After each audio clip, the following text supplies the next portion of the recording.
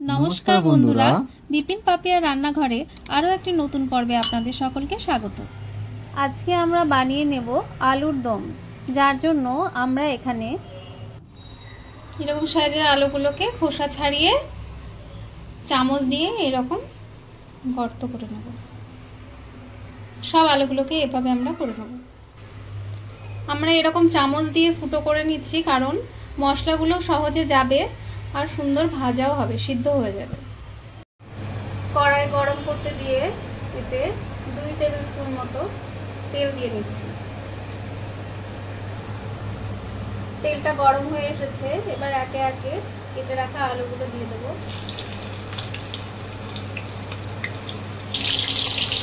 অল্প একটু হলুদ, 1/2 চামচ লবণ, নাড়াচাড়া করে নিচ্ছি। মিশিয়ে নেওয়ার পর স্লো আঁচে ঢাকা দিয়ে হতে দেব। মাঝে মাঝে ঢাকনা খুলে উল্টে পাল্টে এভাবে ভেজে নিতে হবে। বেশ সুন্দর ভাজা হয়ে গিয়েছে, আপনারা দেখতেই পাচ্ছেন। এবার একে একে সব আলুগুলোকে একটা পাত্রে তুলে দেব। এবারে ওই তেলেই এক টুকরো দারচিনি,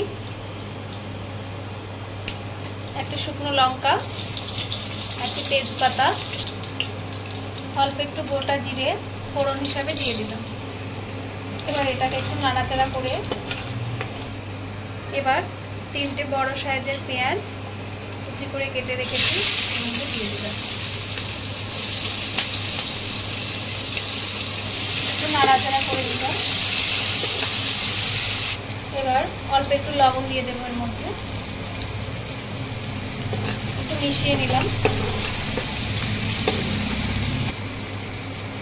একটু ভাজা হয়ে আসলে ওর মধ্যে 5-6 কোয়া রসুন কুচি করে রাখা দিয়ে দিলাম। 2টো চেরা কাঁচা লঙ্কাও দিয়ে দিলাম। মিশিয়ে নেবে এবার এগুলো।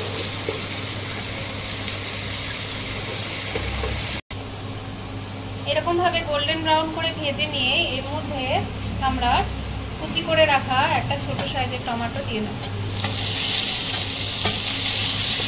মিশিয়ে নেব। এবার এর মধ্যে 1/2 চামচ আদা রসুন পেস্ট দিয়ে দিলাম। মিশিয়ে নিলাম। রসুনটা দেওয়ার পর একটু ভাজা হয়ে আসলে অল্প একটু জল দিয়ে নেব। মিশিয়ে নিলাম। মধ্যে 1 চামচ জিরে ধনে গুঁড়ো, 1 চামচ আদা গুঁড়ো, 1 চামচ কাশ্মীরি লঙ্কা গুঁড়ো, 1/2 চামচ হলুদ গুঁড়ো, অল্প চামচ গরম মশলা গুঁড়ো দিয়ে ভালোভাবে মিশিয়ে নেব।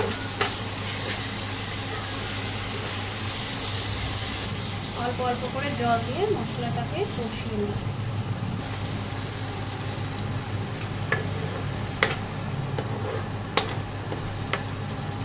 আমি চিনিটা দিতে ভুলে গিয়েছিলাম, তাই এখন চিনিটা দিয়ে দিচ্ছি। অল্প একটু চিনি দিয়ে নিলাম, মিশিয়ে নিলাম। মশলা থেকে তেল ছেড়ে আসলে পরে এবার আমরা আলুগুলোকে দিয়ে নেব। মিশিয়ে নিচ্ছি মশলার সাথে আলুগুলোকে। এর মধ্যে অল্প একটু জল দিয়ে ভালোভাবে মিশিয়ে নিচ্ছি। এবার এর মধ্যে অল্প একটু গোলমরিচ গুঁড়ো দিয়ে দেবো। মিশিয়ে নেব।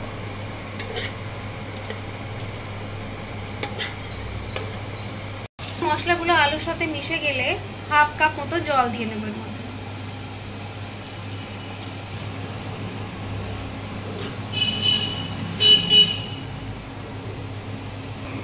মিশিয়ে নেওয়ার পর ধনে পাতার ডাঁটা সমেত ধনে পাতাগুলো দিয়ে দেবো।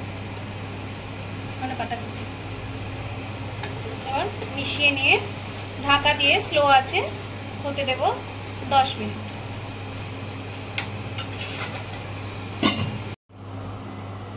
10 মিনিট পরে ঢাকা খুলে আলুগুলো একটু মিশিয়ে নিলাম। দেখুন, দেখেই বোঝা যাচ্ছে আলুগুলো সিদ্ধ হয়ে গেছে। এবার এর মধ্যে অল্প একটু কাসুরি মেথি হাতে ক্রাশ করে দিয়ে নেব, মিশিয়ে নিচ্ছি। ব্যাস, তৈরি আমাদের আলুর দম। এবার আমরা একটি প্লেটে পরিবেশন করে নেব।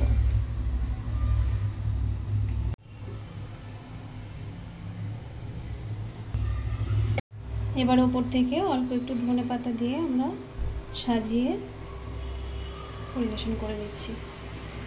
ভিডিওটি শেষ পর্যন্ত দেখার জন্য ধন্যবাদ। আরও কোনো নতুন রেসিপি নিয়ে আপনাদের সাথে দেখা হচ্ছে। ভালো থাকবেন, সুস্থ থাকবেন।